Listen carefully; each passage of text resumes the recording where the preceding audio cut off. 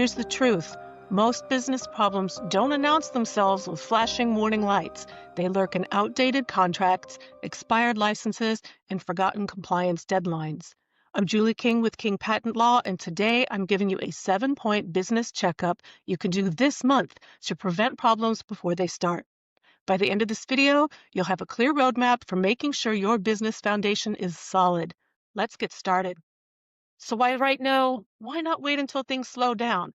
Here's the problem we all know. Things never slow down, and the cost of ignoring foundational business hygiene compounds over time. Imagine discovering during a potential acquisition that your registered agent moved 3 years ago. You'd missed critical state notices, your business had been administratively dissolved without your knowledge, and you lose the deal. All of that could have been prevented with a 15-minute check once a year.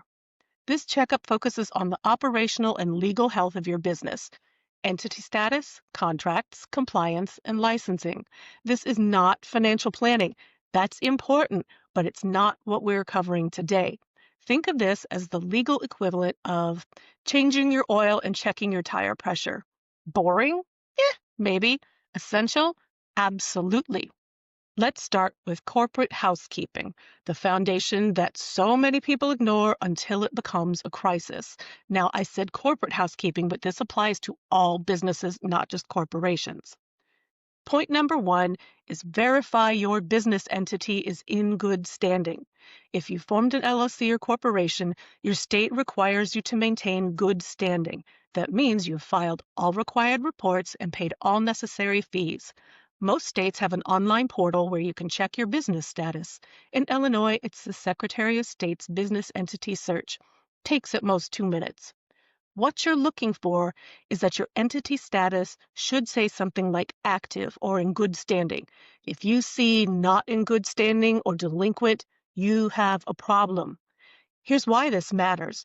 Operating while not in good standing can void your liability protection.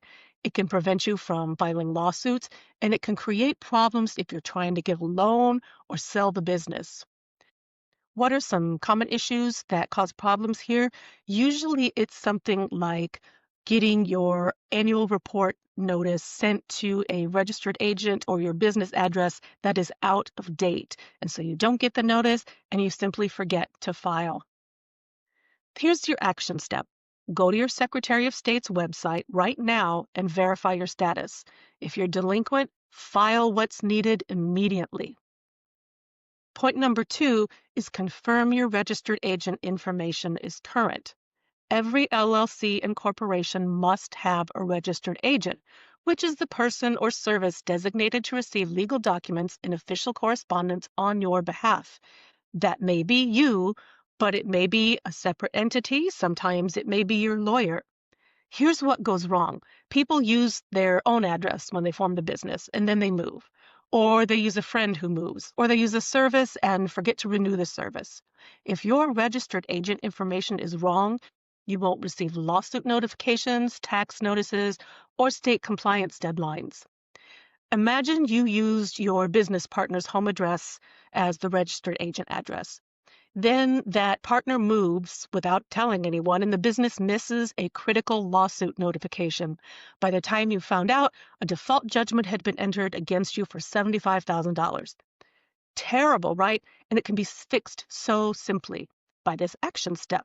Verify your registered agent's current address.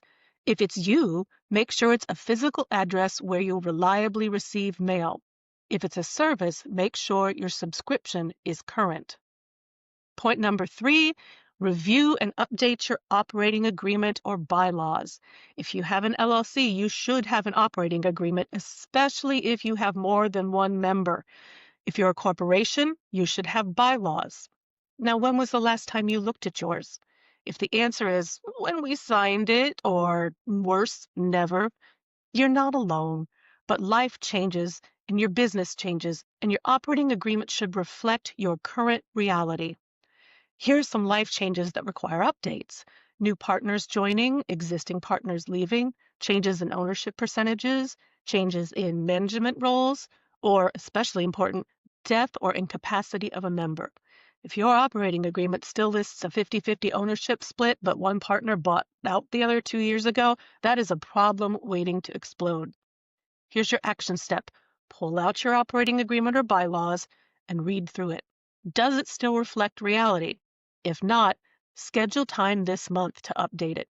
This is one area where you absolutely should involve a lawyer.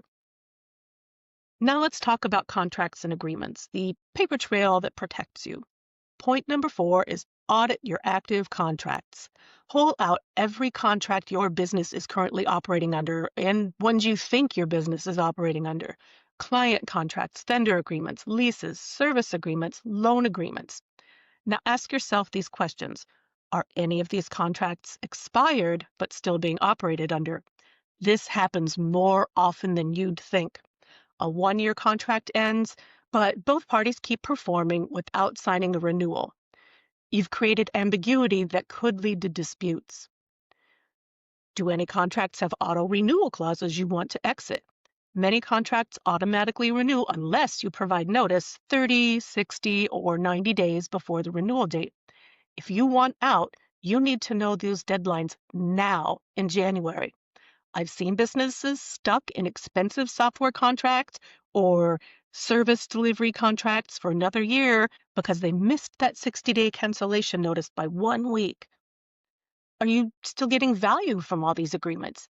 If a vendor relationship isn't working or a service you're paying for isn't being used, January is the time to evaluate whether to renegotiate or terminate. Here's your action step for this. Create a spreadsheet of all active contracts with 3 columns: contract name, expiration date, and cancellation notice requirement. Calendar reminders for 90 days before any important dates.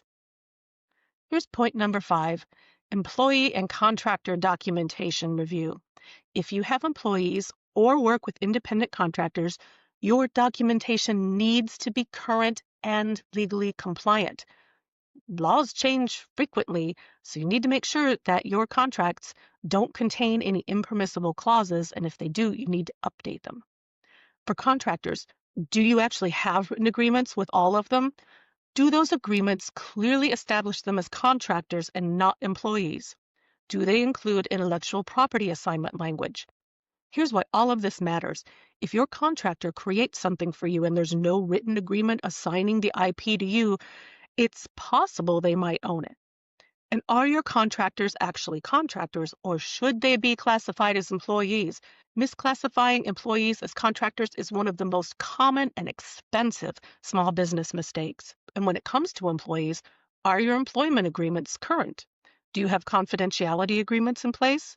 If you use non-compete agreements, are they reasonable and enforceable under current law? Many states have changed this in the past few years, so this is important to look at. Here's your action step.